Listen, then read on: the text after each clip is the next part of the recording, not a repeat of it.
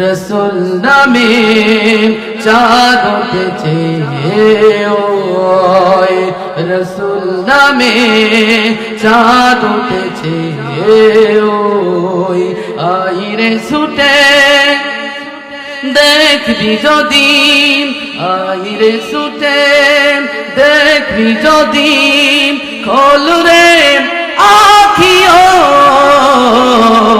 রসুল নামে চাঁদ উঠেছে ওই রসুল নামে চাঁদ উঠেছে ওই আধার চিরে মরুর বুকে মায়া মিলার কোলে জন্ম নিল দিনের রবি ফুটল গলা ফুলে সেই নবীর প্রেমে মোরা মগ্ন হয়ে রই রসুল নামে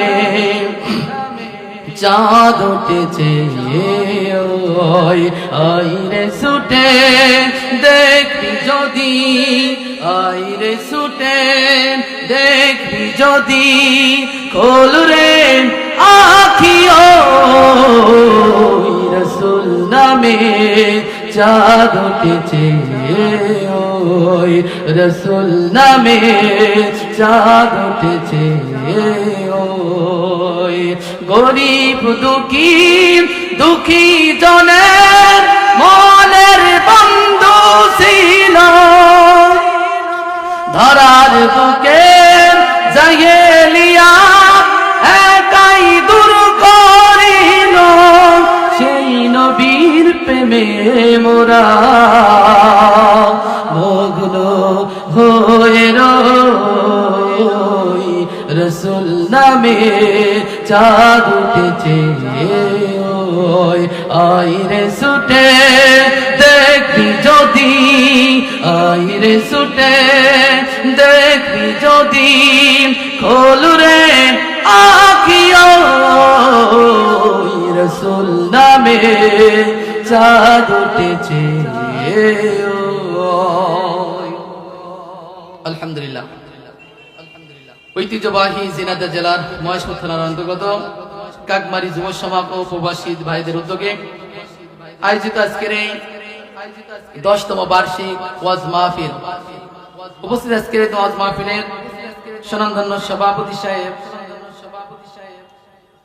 জনাব মোহাম্মদ লুৎফর রহমান সাবেক মেম্বার কাকমারি, আজকের এই মাহফিলের প্রধান অতিথি বিশেষ অতিথিবৃন্দ মুআজ্জাজ মুকাররম জাতির শ্রেষ্ঠ সন্তান হযরত উলামা ইকরাম, সামনে উপবিষ্ট কোরআন প্রেমিক তাওহীদি জনতা পদ্মে অবস্থানরত শ্রদ্ধেয় সম্মানিতা নানা গুণে গুণান্বিতা আমার মা ও বোনেরা, মহান আল্লাহ পাক রব্বুল আলামিন দরবারে লাখ কোটি শুকরিয়া যেমন আল্লাহ সুবহানাল্লাহু তাআলা আজকে দিনটা ঠান্ডা একটু বেশি পড়তেছে, এই ঠান্ডার ভিতরেও যে কোরআন শোনার জন্য আপনারা এই মহেশপুরের প্রত্যন্ত অঞ্চল থেকে ছুটে আসছেন পাগলের মতো, এখনো যারা রাস্তাঘাটে ঘোরাফেরা করতেছেন সকলকে আল্লাহ কবুল করেছেন এই ময়দানের জন্য জান্নাতের টুকরা বাগানে আসার বসার তৌফিক মানসিকতা দান করলেন। এই জন্য রব্বি কারিমের দরবারে অন্তরের অন্তঃস্থল থেকে কালিমাতুশ শুকর শুকরিয়া আদায় করি, সকলে বলি আলহামদুলিল্লাহ, জবান খুলে বলি আলহামদুলিল্লাহ।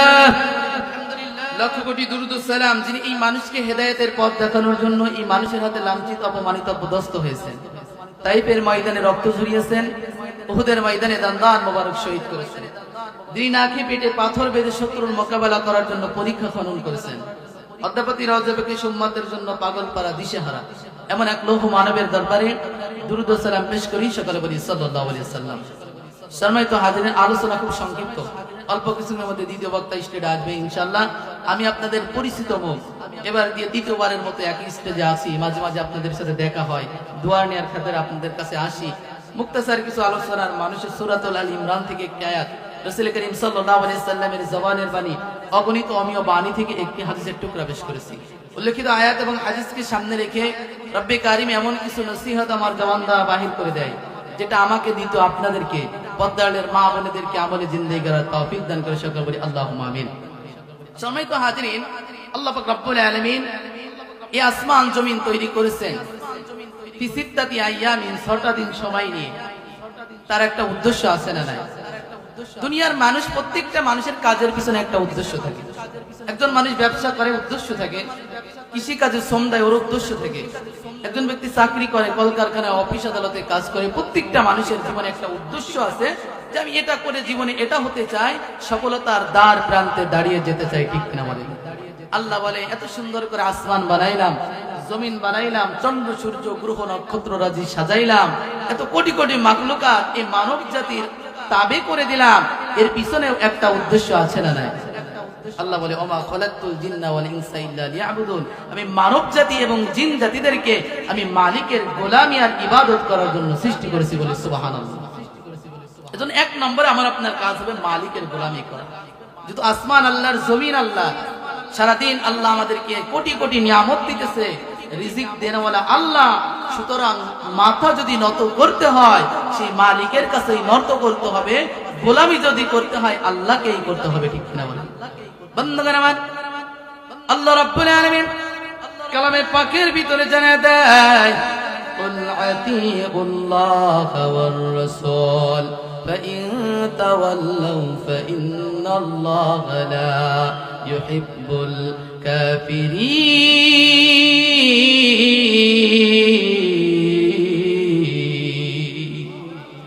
আল্লাহ রাব্বুল আলামিন জানায় দেয় এ নবী আপনি আপনার উম্মতদেরকে জানিয়ে দেন, আপনার উম্মতরা যেন কুল, আপনি আপনার উম্মতদেরকে জানিয়ে দেন আতিউল্লাহ, তারা এক নম্বরে যেন আমি মালিকের, আমি আল্লাহর ইতাআত করে, অনুসরণ করে, বলি সুবহানাল্লাহ।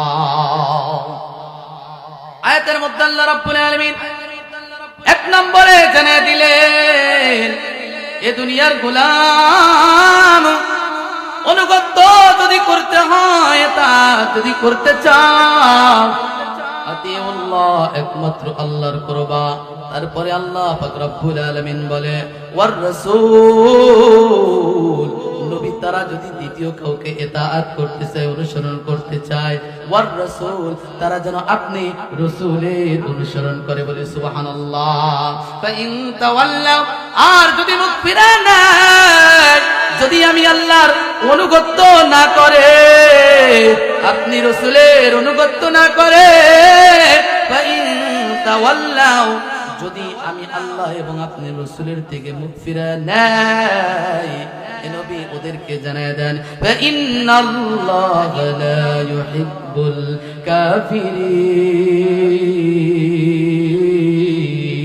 কাফিরিন। আল্লাহ রাব্বুল আলামিন বলেন এ দুনিয়ার উম্মত যদি মানুষ তাদের আল্লাহ এবং রাসূলের পক্ষ থেকে কাছ থেকে মুখ ফিরিয়ে নেয়, আল্লাহ পাক রব্বুল আলামিন বলে ইন্নাল্লাহা লা ইউহিব্বুল কাফিরিন, যারা কুফরি করলো, নাফরমানি করলো, কাফের সম্প্রদায়কে আল্লাহ পছন্দ করে না। আল্লাহ পাক রব্বুল আলামিন আয়াতের শানের নজুল হলো, প্রেক্ষাপট হলো মক্কার কুরাইশগণ নিজের হাতে তৈরি করা দেবতাকে রব মনে করত, ওরা নিজের হাতে প্রতিমা তৈরি করার পর ওটার সামনে নিজের মাথাকে নত করত। আল্লাহ রাসূল সাল্লাল্লাহু আলাইহি সাল্লাম ওই সমাজের ভিতর আসার পর ওই সমাজের মানুষদেরকে বললেন তোমরা এক আল্লাহর তাওহীদ এবং আমি রাসূলের রিসালাতের সাক্ষী দাও। নিজের তৈরি করা এই প্রতিমা তো নিজেরই উপকার করতে পারে না, আবার তোমাদের কিভাবে ভালো মন্দ করার ক্ষমতা রাখে, ঠিক কিনা বলে না? যখন এই কথা বলল মক্কার কুরাইশগণ নবীকে বলল ও মদিনার পয়গম্বর,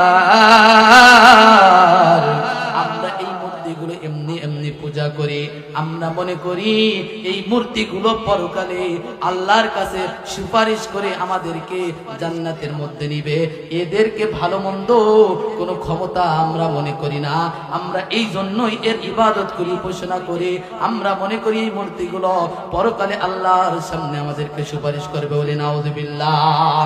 আল্লাহ রাব্বুল আলামিন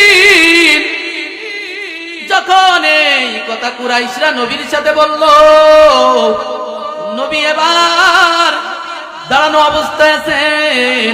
আল্লাহ রাব্বুল আলামিন আয়াতখানা নাজিল করে দিয়ে বলল, কুল আতিউল্লাহ ওয়ার রাসূল, এই নবী ওদেরকে আপনি জানিয়ে দেন তারা যেন এক নম্বরে আমি আল্লাহর ইতাআত করে, ওয়ার রাসূল, আপনি রাসূলের ইতাআত করে, ফা ইন তাওয়াল্লাউ, আর যদি মুখটা ফিরায় নেয়, ইন্নাল্লাহা লা ইউহিব্বুল কাফিরিন।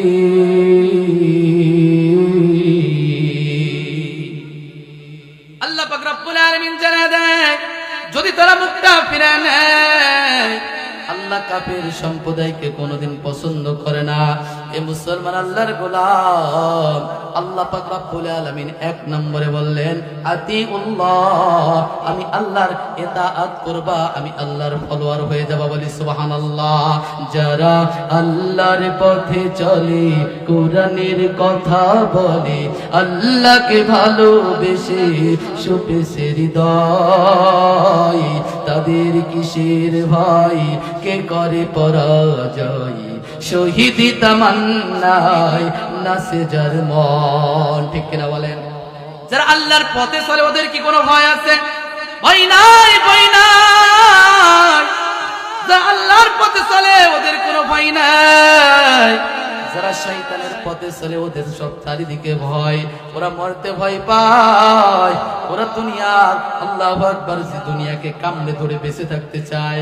কিন্তু যারা প্রকৃত আল্লাহর গোলাম, ওরা জানে এই দুনিয়া আমার ক্ষণস্থায়ী, দুনিয়ার পরে যদি মালিককে খুশি করতে পারি, জান্নাত হবে আমার আপনার চিরস্থায়ী ঠিকানা। ঠিক কিনা বলে? তাহলে এক নম্বরে কার ইতাআত করতে হবে? আল্লাহর ইতাআত করতে হবে, অনুগত হবে, আল্লাহর ফলো করে করে চলতে হবে।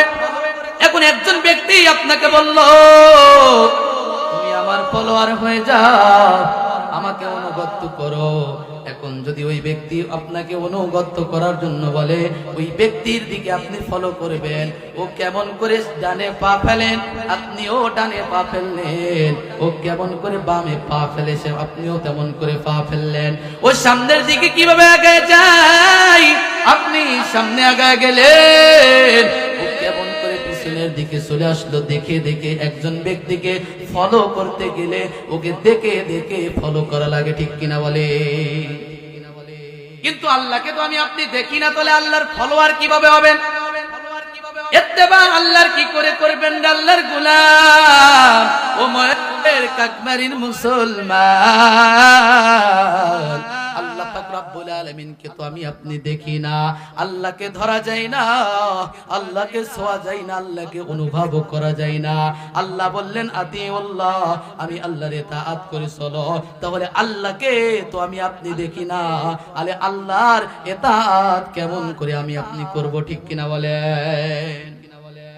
আল্লাহ রাব্বুল আলামিন তাওরাতকে বলেছে কিতাবুল্লাহ, আল্লাহর কিতাব।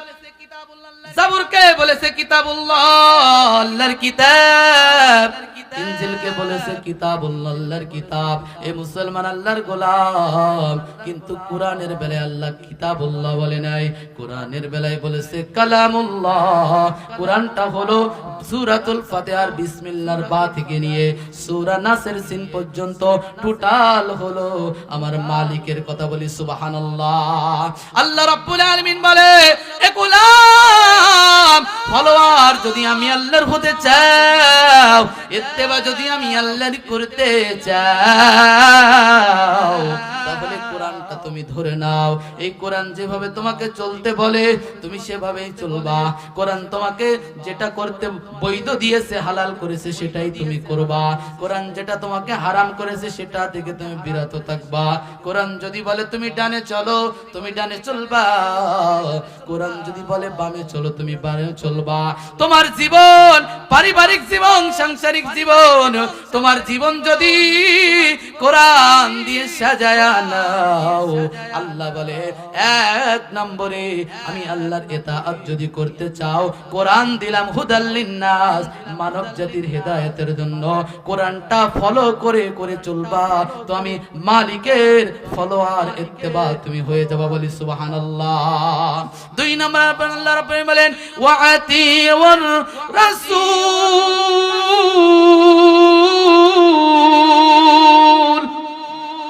যারা বলেন আল্লাহু আকবার।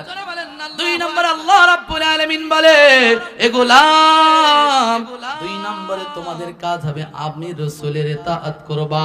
যদি আল্লাহর ইতাআত হয়, যদি রাসূলের ইতাআত হয়, ফলাফল কি পাইবা?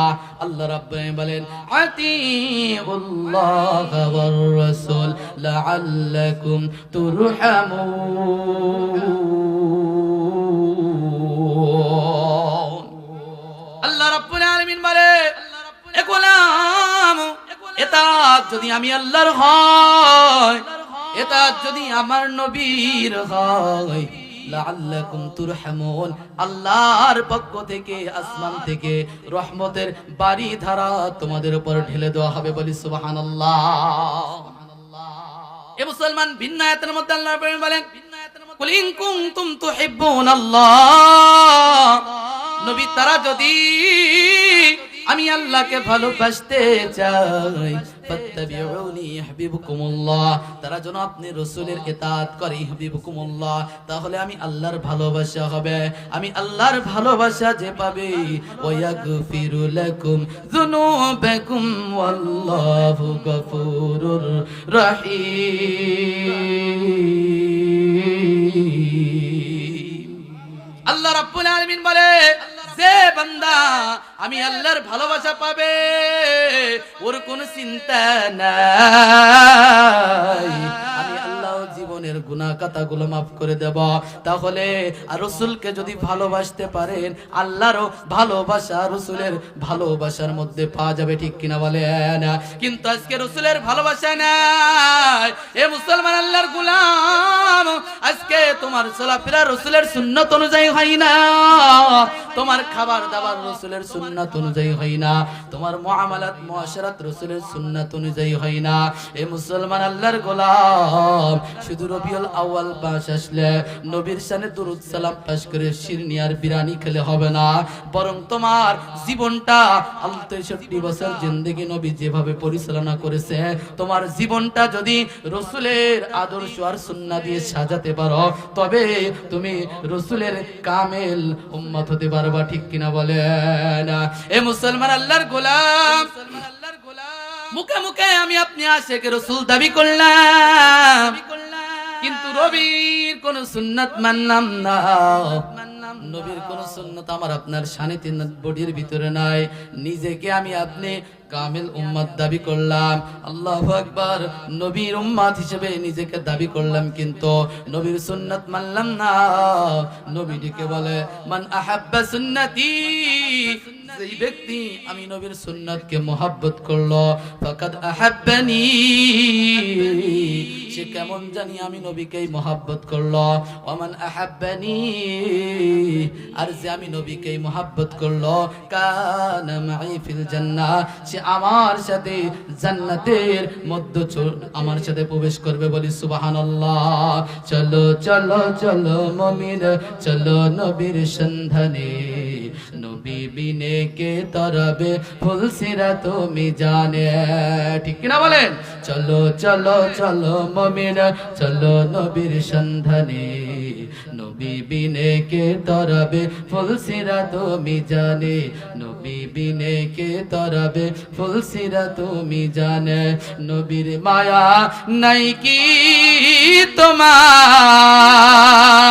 কেমনে দুঃখ দাও যে আবার, নবীর মায়া নাই কি তোমার, কেমনে দুঃখ দাও যে আবার।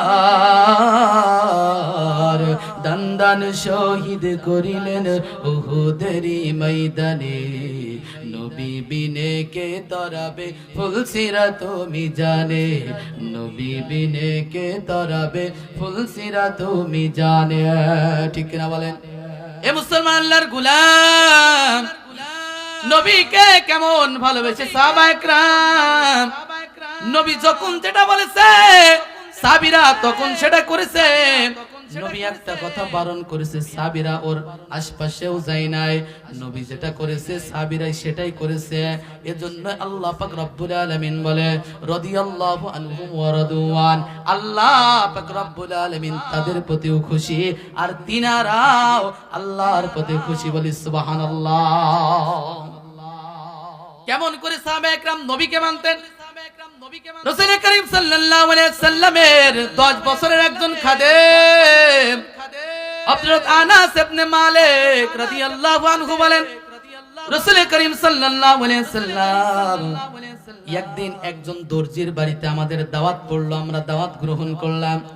আমি আবার মেহমান পয়গম্বর দাওয়াত খাওয়ার জন্য যখন দর্জির বাড়িতে গেলাম, তো বাড়ি যাওয়ার পর তিনি যে খানাটা পাকাইছেন এই কিসিমের ছিল, এই তরিকার ছিল, বলে কদু দিয়ে আর ওর ভিতরে একটু রুটি দিয়ে এমন করে হালুয়া টাইপের ওটা তৈরি করা হয়েছে। এবার ওই ব্যক্তি আল্লাহ রাসূল এবং আনাস ইবনে মালিক ওই ব্যক্তির বাসায় চলে গেছে। বাসায় যে দেখতেছে খাবার দাবার রেডি সরবরাহ করা হয়েছে, সামনে দস্তরখান খাবার দাবার দেওয়া হয়েছে। নবী আমার খাবারের প্লেট নিয়েছে, দস্তরখান নেওয়ার পর প্লেট নেওয়ার পর ওই তরকারিটার রুটি রাসূলের সামনে যখন এনেছে, আনাস ইবনে মালিক বলে আমি তাকায় দেখলাম নবী আমার ওই পাত্র থেকে কি যেন খুঁটে খুঁটে খাইতেছে। বলি আল্লাহু আকবার। হযরত আনাস ইবনে মালিক বলে, ও মদিনার পয়গম্বর, আপনার তো পুরোটা খাবারই ওই সাহাবী দিয়ে দিয়েছেন, তারপর আপনি কিসের জন্য এখান থেকে খুঁটে খুঁটে খুঁটে খুঁটে খাবারগুলো খাইতেছেন? নবী ডেকে কয়, ও আনাস, কদু আমার খুব পছন্দের একটা তরকারি, খুব পছন্দের একটা জিনিস, এজন্যই আমি এই তরকারির পাত্র থেকে কদুগুলো খুঁটে খুঁটে খাইতেছি। বলি সুবহানাল্লাহ। হযরত আনাস ইবনে মালিক বলে, এ আল্লাহর রাসূলের সাহাবারা, যেদিন আমার পয়গম্বর ওই দিন বলেছিল যে কদু আমার খুব পছন্দের জন্য আমি খুঁটে খুঁটে খাইতেছি, ওই দিন থেকে আমার খাবারের 1 নম্বর তালিকায় ছিল কদু। বলি সুবহানাল্লাহ। এ মহেশপুরের কাকবাড়ির মুসলমান বলতে চাই, আমি আপনি দুনিয়ার মান মর্যাদা সম্মান অর্থ তোমাদের অভাব নাই, টাকা পয়সা মানুষ আমাকে খুব সম্মান করে। কসম আল্লাহর, আমার আপনার পছন্দ যদি রাসূলের পছন্দ অনুযায়ী না হয়, আমার আপনার চলাফেরা যদি রাসূলের চলাফেরার মতো না হয়, আমার আপনার মূল তাকবীর থাকবেন আমার আপনার কলিজার টুকরা নবী। নবী তার 63 বছর জিন্দেগিতে তার জীবন কিভাবে পরিচালনা করেছে, তার সাংসারিক জীবন, পারিবারিক জীবন, রাষ্ট্রীয় জীবন কিভাবে পরিচালনা করেছে, যদি সেই নিয়ম রীতি অনুযায়ী আমার আপনার জীবন বিধান পরিচালনা না হয়, কখনোই ওই মানুষটা কোশ্চিন কালেও মঞ্জিলে মাকসাদে পৌঁছাতে পারবে না। ঠিক কিনা বলে? আল্লাহ রাসূল সাল্লাল্লাহু আলাইহি সাল্লামের কেমন ভালোবাসতেন সাহাবায়ে কেরাম। বদরের যুদ্ধের ঘটনা, বদরের যুদ্ধে আল্লাহ রাসূল সাল্লাল্লাহু আলাইহি সাল্লাম সাহাবীদেরকে যুদ্ধের ময়দানে একটা কাতারের ভিতরে ছক সোজা করতেছে, লাইনটা সোজা করতেছে। এই কাতারের ভিতর একজন যুবক সাহাবী, যুবকদের জজবাই সব সময় বেশি থাকে। ঠিক কিনা বলে? কেননা মুসলমানদের যুবকদের রক্তের বিনিময়ে ইসলামকে আল্লাহ পাক রব্বুল আলামিন বিজয় দান করেছেন। তো এই যুবক বদরের ময়দানে আল্লাহ রাসূল সাল্লাল্লাহু আলাইহি সাল্লাম যুবককে জিহাদের এক কাতারের ভিতরে সকলকে দাঁড় করাইতেছে কিছু উপদেশ দেওয়ার জন্য। আর ওই যুবক বারবার লাইন থেকে সামনের দিকে অগ্রসর হয়ে যাইতেছে। নবী আমার বারবার ওই যুবককে ধরে আবার কাতারের ভিতরে ঢুকাই দিতেছে। ওই যুবক আবার কাতার ভেঙে সামনের দিকে জিহাদের ময়দানের দিকে আগে আগে অগ্রসর হয়ে যাইতেছে। এক পর্যায়ে মুসলমান এবার রাসূল করিম সাল্লাল্লাহু আলাইহি সাল্লামের হাতের মধ্যে ছিল একটা লাঠি। ওই লাঠি দিয়ে আল্লাহ রাসূল সাল্লাল্লাহু আলাইহি সাল্লাম ওই যুদ্ধের জিহাদের ওই কাতারটা সোজা করার জন্য সাহাবীর পেটের ভিতরে একটা গুতা দিয়ে পিছনের দিকে সরার জন্য বললেন, এ সাহাবী সরে যাও, কাতারের ভিতরে লাইনের ভিতরে দাঁড়িয়ে যাও। আল্লাহর নবী যখন লাঠি দ্বারা খুসা মেরেছে, আঘাত করেছে, এবার ওই সাহাবী ডেকে ডেকে বলে, ও মদিনার পয়গম্বর, আপনি আমার গায়ের ভিতরে আঘাত মেরেছেন, আমি ব্যথা পেয়েছি। এর দ্বারা বোঝাতে চাই, এ নবী আমি ব্যথা পেয়েছি, আমিও ব্যথা পেয়েছি, এই ব্যথার প্রতিশোধ আমিও নিতে চাই। সাহাবী আবার কি করলো? নবী আবার বুঝতে পারলেন ও ব্যথা পেয়েছে, এই কথার মানে হলো হয়তো এর প্রতিশোধ নিতে চাই। নবী আবার সাহাবীকে ডেকে বলে, সাহাবী তুমি কি ব্যথা পেয়েছো নাকি? বলে হ্যাঁ আমি ব্যথা পেয়েছি। বলে আজকে দুনিয়ার জমিনে আমি তোমার প্রতি যে অবিচার করেছি, তুমি আমার ব্যবহারে কষ্ট পেয়েছো, তুমি অনুরূপ আমাকেও কষ্ট দাও, কিন্তু কাল হাসরের ময়দানে মাহশারে বিচারের আদালতে আল্লাহর সামনে যেন এই কথা বলবা না। সাহাবী এবার নবী কখন এই কথা বলেছে, সাহাবী এবার নবীর হাত থেকে লাঠি মুবারকটা নিয়ে হাতের মধ্যে নিলেন। নবী এবার তাকায় দেখলেন ওই সাহাবী নবীর দিকে এগিয়ে আসতেছে। সাহাবী এবার ডেকে বলে, নবী আপনি যখন আমার গায়ের মধ্যে আঘাত করছিলেন পয়গম্বর, আমার গায়ের ভিতরে কোনো জামা কাপড় ছিল না, আপনার গায়ের ভিতরে জামা কাপড় দেখতেছি না, না তো প্রতিশোধ সেম টু সেম হবে না। আমার গায়ে যেহেতু জামা নাই, আপনার গায়ে জামা থাকবে এটা হয় না, আপনার জামাটা খুলে দেন। নবী আবার জামাটা খুলে দিলেন। এ মহেশপুরের মুসলমান, এই কথা যখন বলেছে সমস্ত সাহাবীরা হতবাক, সত্যি কি দো জাহানের কামলিওয়ালার গায়ে আঘাত করবে নাকি? সাহাবী এবার সামনের দিকে আগায় আসতেছে।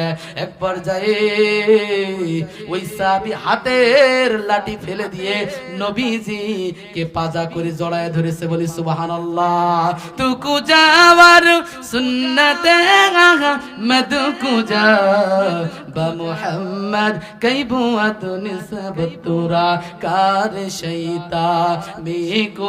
আমার বদনটাকে, আমার শরীরটাকে আপনার শরীরের সাথে একটি স্পর্শ দিয়ে দিলাম, যাতে পরকালে জাহান্নামের আগুন এই শরীরের ভিতরে স্পর্শ না করে। বলি সুবহানাল্লাহ।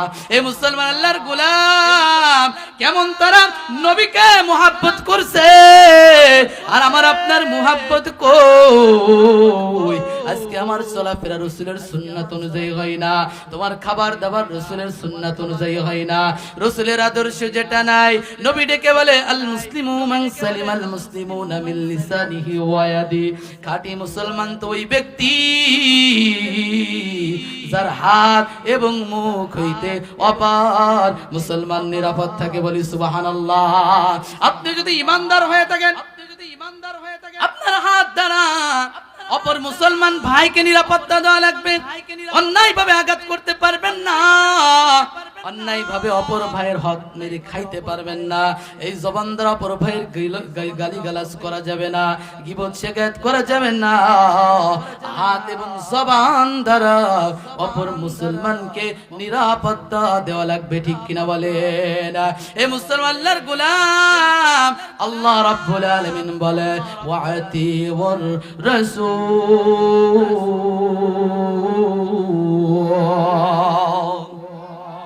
আল্লাহ পাক রব্বুল আলামিন ডেকে বলে, নবী তারা যেন আপনি রাসূলের ইত্তেবা করে, অনুসরণ করে। কেমন অনুসরণ করেছে সাহাবায়ে কেরাম? নবীর ভালোবাসা কেমন ভালোবাসা, নবীকে এমন ভালোবাসছে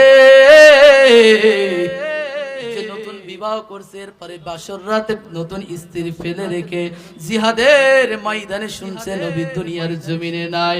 আল্লাহু আকবার। হানজালা নতুন বিবাহ করার পর নবী রুখসত দিছে, রুখসাত দেওয়ার পরও হানজালা শুনছে নবী নাকি কুতিলা মুহাম্মদ, দুনিয়ার জমিন থেকে নাকি নবী বিদায় নিয়ে গেল।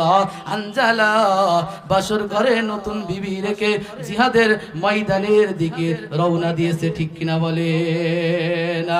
এ মুসলমান, আল্লাহর গোলাম নবী আমার উহুদ যুদ্ধের দামামা বেজে গেল। ইতিমধ্যে সাহাবায়ে কেরাম সকলেই যুদ্ধের জন্য প্রস্তুতি গ্রহণ করলেন।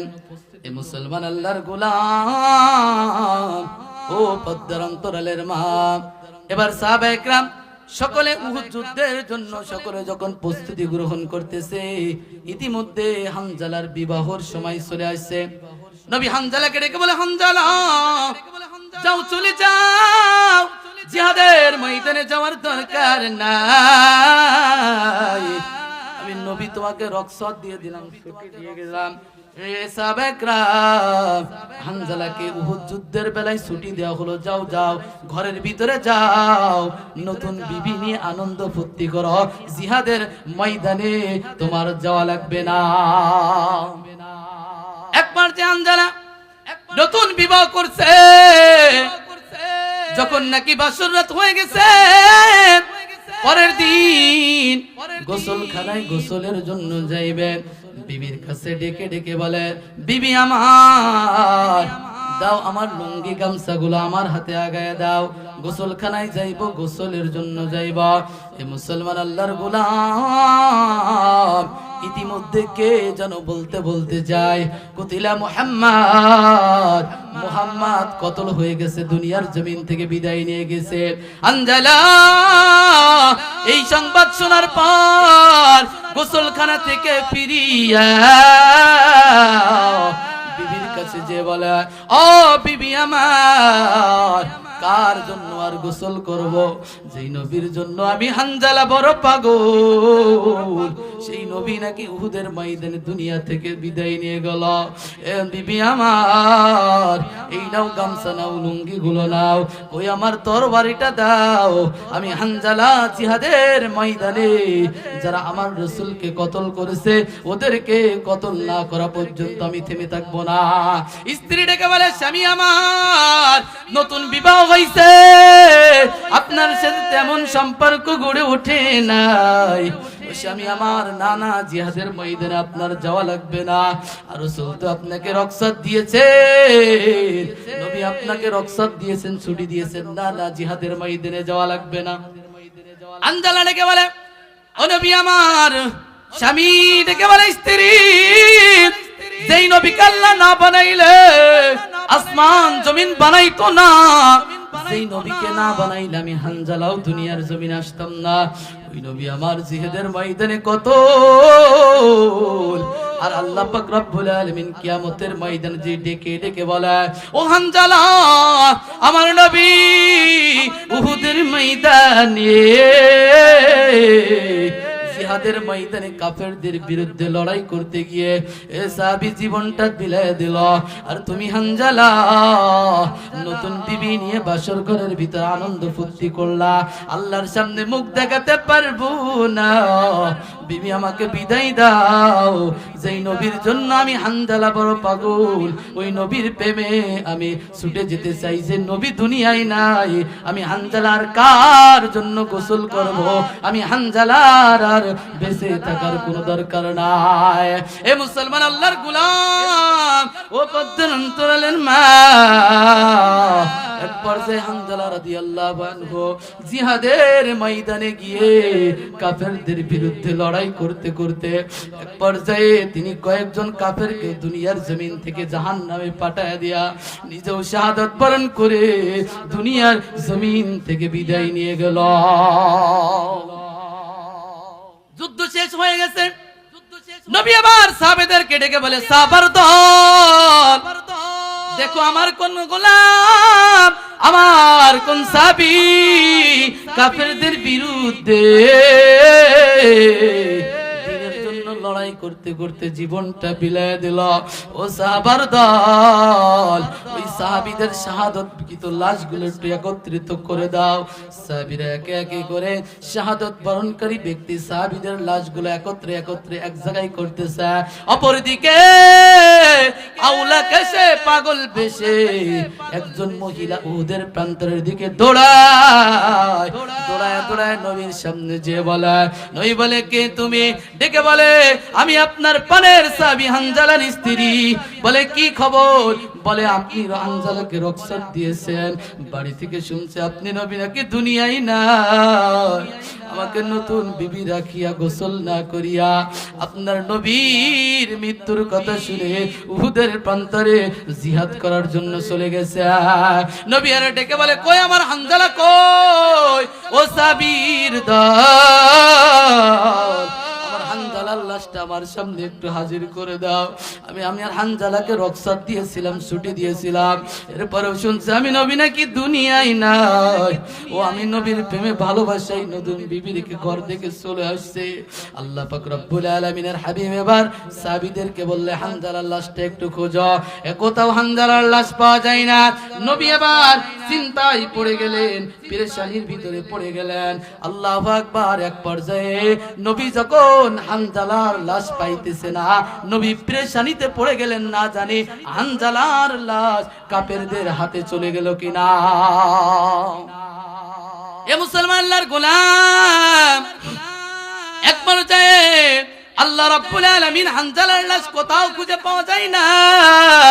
এবার ওই মহিলা ডেকে বলে ও নবী আমার, সকল শহীদানদের তো বিনা গোসলে দাফন করা হবে, শহীদদের কোনো গোসল নাই।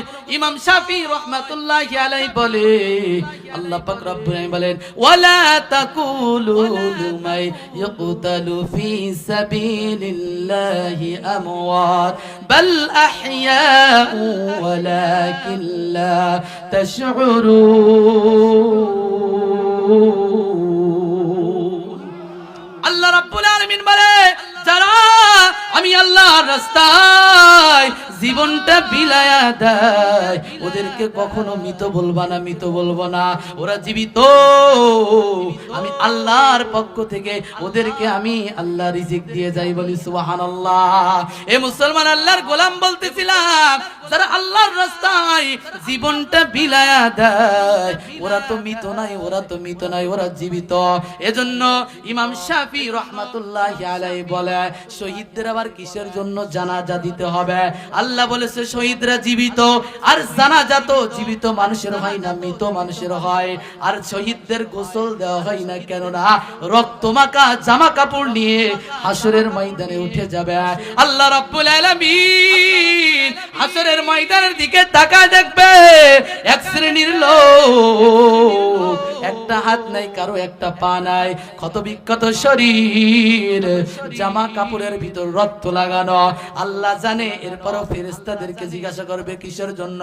ওই যে ফেরেশতারা বলছিল আল্লাহ দুনিয়ার জমিনে এই আদম সন্তানদেরকে তৈরি করার দরকার নাই, এরা দুনিয়ার জমিনে গিয়ে ফিতনা ফাসাদ করবে, দাঙ্গা হাঙ্গামা করবে, আপনাকে মানবে না। আল্লাহু আকবার। এজন্যই আল্লাহ ফেরেশতাদেরকে ডেকে বলে এ ফেরেশতার দল, এই যে আজকে হাসরের ময়দানে রক্তমাখা শরীর, এরা আবার কারা? ফেরেশতারা ডেকে বলবে ও দয়ার মালিক,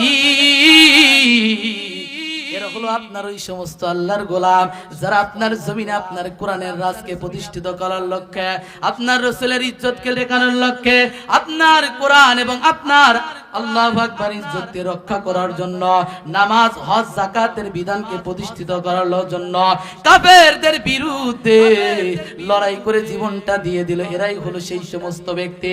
আল্লাহ রাব্বুল আলামিন ডেকে বলে যাও যাও, যারা দ্বীনের জন্য আমি আল্লাহর রাস্তায় জীবনটা বিলায় দিল ওদেরকে বিনা হিসেবে জান্নাতে ঢুকায় দাও, বলে সুবহানাল্লাহ।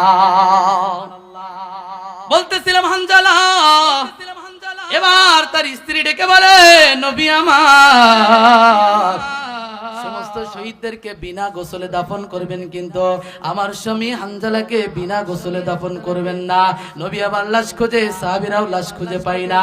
অমনি আসমান থেকে আল্লাহ রাব্বুল আলামিন জিবরাইল আলাইহিস সালাতু ওয়াস সালামের মাধ্যমে ওহী পাঠায় জানায়া দেয়, ও নবী যে হানজালা নতুন বিবি রেখে আপনার ভালোবাসায়, আপনি নবীর মহব্বতে যে হানজালা নতুন বিবি রেখে জিহাদের ময়দানে এসে আপনি নবীর ভালোবাসায় জীবনটা বিলায় দিল গো পয়গম্বর, একে দুনিয়ার সামান্য কোনো পানি দিয়ে আমি গোসল করাবো না, নূরের ফেরেশতা দিয়া আসমানের স্পেশাল পানি দিয়া হানজালার গোসল আমি আল্লাহ রাব্বুল আলামিন করায় দিলাম। বলি সুবহানাল্লাহ। নবীর এক সাহাবী ছিলেন হানজালা মেতে, তিনি শহীদ হয়েছিলেন বিবাহের রাত রিতের গিয়ে জঙ্গে উহুদে, গভীর রাতে স্ত্রীর কাছে বগে বিবির তরে, বিয়ের রাতুরে না বসামি শুপিলাম তো মারে রে যাব জঙ্গে উহুদে, হাতুলে স্ত্রী বলে আল্লাহর দরবারে বিয়ের রাতুরে না বসামি বিদায় দেওয়া মারে রে যাব জঙ্গে উহুদে, যুদ্ধ গেলেন শহীদ হইলে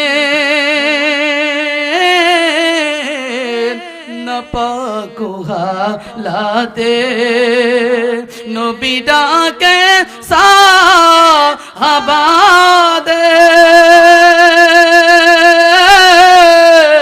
বলেন গোসল দিতে রে সেই জঙ্গে উহুদে, অমনি গাইবি আওয়াজ নবীজি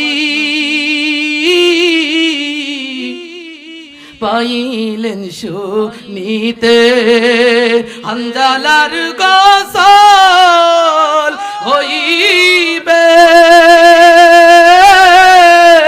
ফেরেশতাদের দলের জান্নাতের পানিতে। ঠিক না বলেন? এ মুসলমানদের গোলাম, ও কাকমারি মহেশপুরের মুসলমান, তারা কেমন নবীকে ভালোবাসছে শুনছে। নবী আমার দুনিয়ার জমিনে নাই, নতুন বিবি রাইখা, নতুন আত্মীয় স্বজন রাইখা, আনন্দের মুহূর্ত রাইখা নবীর ভালোবাসায় উহুদের ময়দানে গিয়া নিজে জীবনটা বিলায় দিছে রে মুসলমান। এটাই বলে নবীজির প্রকৃত আশিক। ঠিক কিনা বলেন?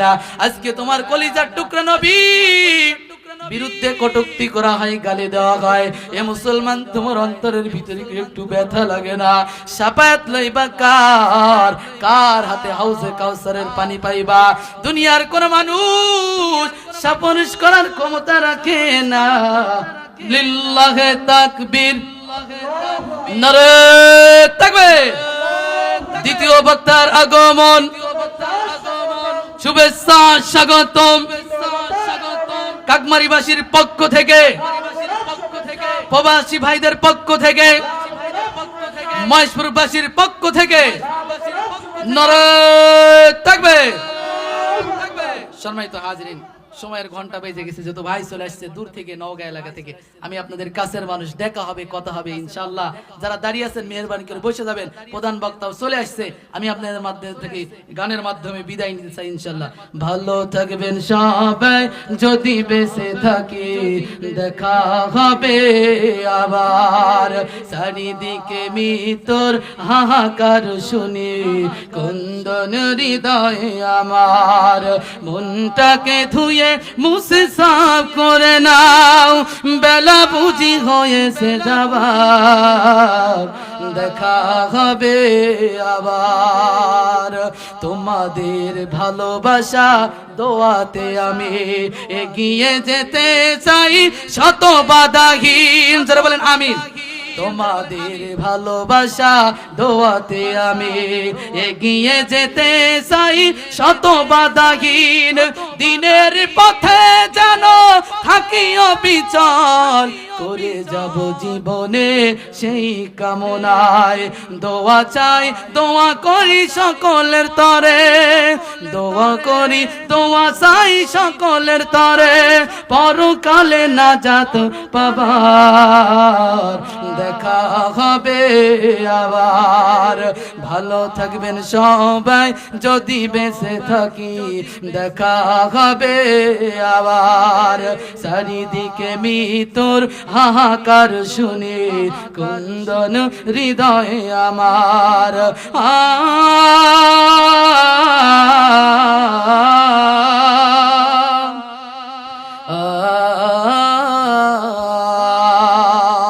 যতটুকু কথা বললাম আল্লাহ রাব্বুল আলামিন আমাকে দিত, আপনাদেরকে পদ্মালের মা বোনেদেরকে আমলে জিন্দেগি করার তৌফিক দান করে। সকলে আমার জন্য দোয়া করবেন, আপনার জন্য দোয়া